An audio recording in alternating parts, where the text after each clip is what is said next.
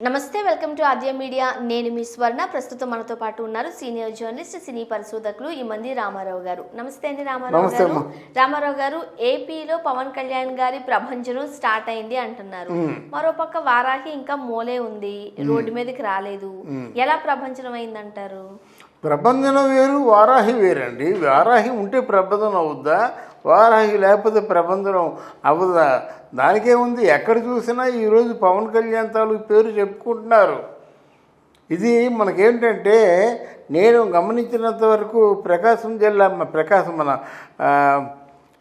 మన గుంటూరు జిల్లా కానీ, గోదావరి జిల్లాలు కానీ, విశాఖపట్నం కానీ, చాలా జిల్లాల్లో వీళ్ళు మన పవన్ కళ్యాణ్ గురించి విశేషంగా చెప్పుకుంటున్నారు అనమాట.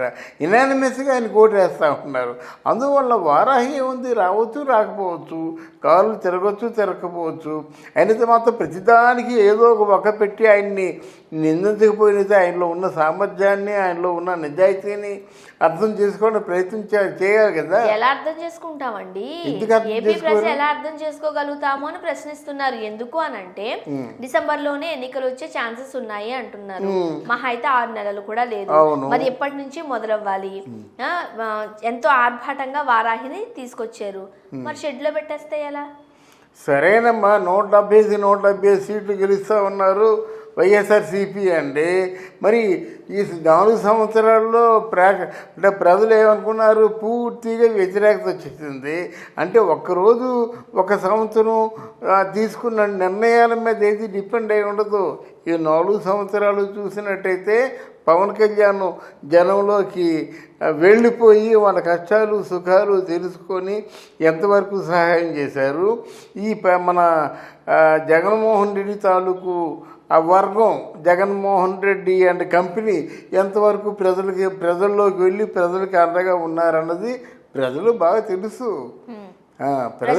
కాబట్టి మనం ప్రజల్లోకి వెళ్లకుండా ఇంట్లో కూర్చుంటూ సినిమాలు చూసుకుంటూ, లేకపోతే సినిమాలు చేసుకుంటూ ఉంటే అయిపోతుంది అంటారా? మరి సినిమాలు చూస్తూ సినిమాలు చేయటం అయితే ఆయన శుభ్రంగా పాపం ఆయన ప్రజలకి డబ్బులు పెట్టడం కోసం, పార్టీకి డబ్బులు పెట్టడం కోసం, ఖర్చుల కోసం సినిమాల్లో నటిస్తున్నాను, ఓ పక్క ఖర్చుల కోసం నటించేమో ఇన్కమ్ ట్యాక్స్ ఏమీ ఎగ్గొట్టడం లేదు, ఆ ట్యాక్స్ మట్టు ట్యాక్స్ కట్టేస్తున్నాను అని మొత్తం వివరంగా చెప్తున్నారు కదా. అభాండాలు వేయడం వాళ్ళకి న్యాయం కాదు.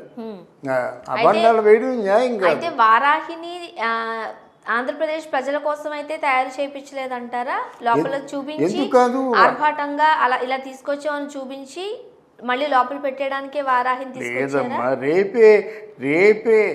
రేపే ఎలక్షన్స్ జరిగిపోవటం లేదు కదా. వారాహిని హనుమంతుడి తాలూకు విగ్రహం దగ్గర పూజలు చేశారు, అన్నీ చేశారు. వారాహి వస్తుంది. వారాహి మీద కేసు పెట్టడానికి ప్రయత్నం చేసినప్పుడు కూడా ఇక్కడ తెలంగాణలో రిజిస్ట్రార్ ఏం చెప్పాడంటే, అన్నీ పరిశీలనగా చూసిన తర్వాత గవర్నమెంట్ తాలూకు కలర్కి దీనికి కూడా వ్యత్యాసం ఉంది కాబట్టి మేము రిజిస్ట్రేషన్ చేయడం జరిగిందని చెప్పారు. దానివల్ల వారాహికి వచ్చిన నష్టం ఏం లేదు. ఎప్పుడు కావాలంటే అప్పుడే వాళ్ళు వాడుకోవచ్చు, మొదలు పెట్టవచ్చు. కానీ వారాహిలో ఒక ప్రాబ్లం ఉంది. వారాహి ఉంటే పవన్ కళ్యాణ్ వారాహి మీద అధిష్ఠించి ఆల్మోస్ట్ ఆల్ ఓపెన్ గ్రౌండ్ మీద ఉన్నట్లు లెక్కమాట. అలాగే మరి యాత్ర చేసినట్టయితే ఎక్కడి నుంచి ఎవడైనా షూట్ చేసే అవకాశాలు ఉంటాయని వాళ్ళకి ఇంటెలిజెన్స్ రిపోర్టు. అంటే టాప్లో ఉన్నవాడు, ఓపెన్ గ్రౌండ్లో ఉన్నవాడిని చంపడం చాలా ఈజీ, అలా చాలామందిని చెప్పారు. అట్లాంటి ఇంటెలిజెన్స్ రిపోర్ట్ ఉండబట్టి దాన్ని కొంచెం ఆలోచిస్తున్నాడు. చావు తెగించేస్తే ఏముంది, ఎందుకంటే అలాగా ఎవరూ తిరగలేరు. ఇప్పుడు మరి మామూలుగా జగన్మోహన్ రెడ్డి ఏ ఊరైనా వెళ్ళాలంటే 4 కిలోమీటర్లు 5 కిలోమీటర్ల దూరం మా షాపులన్నీ మూసేసి, బజారంతా మూసేసి, ఎవరు రోడ్డు మీద రాకుండా అంత జాగ్రత్తగా ఆ ప్రాణాలను కాపాడుకుంటూ వెళ్తున్నాడే. మరి ఈయన ఆ మాత్రం జాగ్రత్త తీసుకోవడం తప్ప, ఈయన కోసం 5 కిలోమీటర్లు దారంతా బంద్ చేసేస్తారా? కొట్లు దుకాణాలు బంద్ చేసేస్తారా? ప్రజలు రావడం బంద్ చేసేస్తారా? పోలీసులందరూ కూడా దారి పొడుగుతా వాడు సెక్యూరిటీగా పెట్టుకుంటారా? అంటే గవర్నమెంట్ అంటే జగన్మోహన్ రెడ్డి అనుకుంటున్నారా? గవర్నమెంటే అంటే ఆంధ్రప్రదేశ్ది. ఆంధ్రప్రదేశ్ గవర్నమెంట్ వాళ్ళ జీతాలు ఇస్తుంది. ఆంధ్రప్రదేశ్ తాలూకు ప్రజలు ఇచ్చిన డబ్బుల్లోంచి, ప్రజలు ఇచ్చిన పన్నుల రూపం నుంచి వచ్చినటువంటి డబ్బుని జీతాలుగా మారుస్తుంది. ఆ విషయాన్ని మర్చిపోకూడదమ్మా. అంటే ఇవేమి ముందుగా చూసుకోకుండానే వారాహి నిర్మాణం చేపట్టారా మరి? లేదు, డెఫినెట్గా వారాహితో ప్రయాణం చేసే సందర్భం వస్తే తప్పకుండా వారాహితో ప్రయాణం చేస్తాడు.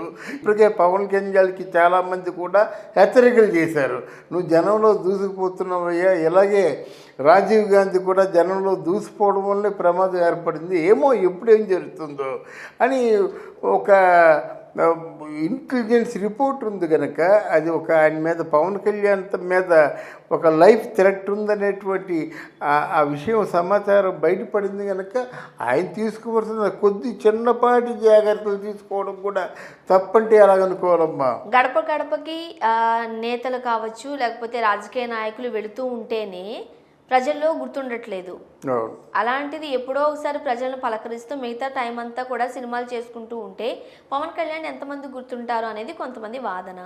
ఎంతమంది గుర్తుంటారో రేపు వచ్చే ఎన్నికల్లో తెలిసిపోతుంది కదా. ఇప్పుడు చంద్రబాబు నాయుడు ఏమి అనామకుడు కాదు, ఆయనకేమి ఓ అంటే నా తెలియని వ్యక్తి కాదు. అంత రాజకీయ దురంధరుడు పవన్ కళ్యాణ్ తాలూకు సపోర్ట్ని కోరుకున్నాడంటే పవన్ కళ్యాణ్లో ఎంత అంటే వెయిట్ ఉందో, పవన్ కళ్యాణ్ అంటే ఆంధ్రదేశంలో ఎంత బ్యాక్గ్రౌండ్ ఉందో ఆయన తెలిసే ఆ పొత్తుల కోసం కానీ ఆయన సపోర్ట్ కోసం ఆరాటపడుతున్నాడు. అలాగే పవన్ కళ్యాణ్ రాబోయే సీఎం అని అనౌన్స్ చేస్తున్నాడు. అంత ప్రభంజనం ఉంది పవన్ కళ్యాణ్కి. అదే మాట మీద నేను ఉంటున్నాను కాబట్టి చెప్పుకొని చూద్దాం. కానీ ఇప్పటికీ ఏపీ ప్రజలు పవన్ కళ్యాణ్ గాను ఒక సినిమా ఆర్టిస్ట్ గానే చూస్తున్నారు కానీ ప్రజా నాయకుడిగా చూడలేకపోతున్నారు అంటున్నారు. లేదే, సినిమా ఆర్టిస్ట్గా చూడడం కాదు, దేవుళ్ళ చూస్తున్నాడు, అన్నయ్యలా చూస్తున్నారు. తర్వాత ఏమో ఆయన్ని అనకూడదు కానీ ఆయన వాళ్ళ తాలూకు ఒక వ్యక్తికి మొత్తం అంతా దుకాణంతో సైతం మొత్తం అంతా పోయింది. ఇప్పటంలో పవన్ కళ్యాణ్ వచ్చి 5 లక్షలు ఇచ్చి ఆ స్థలం కొని ఆ బడ్డీ పెట్టి మళ్ళీ బతుకుతారు చూపించాడు. అలాంటి వాళ్ళ దృష్టిలో పవన్ కళ్యాణ్ దేవుడు. ఎంతమంది ఇళ్ళ కోసం డబ్బిచ్చాడు, ఎంతమంది ఆపదలో ఉన్నవాళ్ళు, పేదరికంలో మగ్గిపోతున్న వాళ్ళు డబ్బిచ్చాడు. మనకి ఏమీ కాకపోవచ్చు కానీ పేదరికంలో ఉన్న వాళ్ళకి డబ్బిచ్చిన కౌలు రైతులేమో ఈ గవర్నమెంట్ తాలూకు యాగీని తట్టుకోలేక ఆత్మహత్య చేసుకుంటే వాళ్ళ ఇంటికి వెళ్ళి లాంతర పడుకొని వెతుక్కుంటూ వెళ్ళి ఇంటింటికి ₹1,00,000 ఇచ్చాడు. వాళ్ళ దృష్టిలో దేవుడే పవన్ కళ్యాణ్. పవన్ కళ్యాణే కాదు, నువ్వు ఇస్తే నువ్వు దేవుడి అవుతావు. నువ్వు ఇవ్వటం లేదే, నువ్వు నీ డబ్బు ఎవరికి ఇచ్చావు ఇంతవరకు? ఎవరికి ఇస్తున్నావు? మా అమ్మోడు తాగుబోతులకి ఇస్తున్నావు, అక్కడ మందు రేటు పెంచేస్తున్నావు. ఆటో వాళ్ళకి ఇస్తున్నావు, ఫైన్లు రేటు పెంచేస్తున్నావు. స్కీమ్ ఏదో నవరత్నాలు అంటున్నావు. నవరత్నాలు అంటే 35 లక్షల మంది ఉన్నట్టయితే 15 లక్షల మందికి కూడా ఇవ్వకుండా 1,00,000 మందికి ఇచ్చి మిగతా వాళ్ళకి అయిపోయింది అంటున్నావు, పనిచేసామంటున్నావు. ఎంత ఒక మాయ! అంటే నిన్ను నమ్ముకున్నటువంటి ప్రజల్ని మాయ చేసి నువ్వు ఎలా ముందుకు వస్తావు? నువ్వు ఏదో ప్రజలనైతే మాయ చేయొచ్చు కానీ దేవుణ్ణి మాయ చేయలేవు. థ్యాంక్ యూ సో మచ్ అండి. Thank you very much.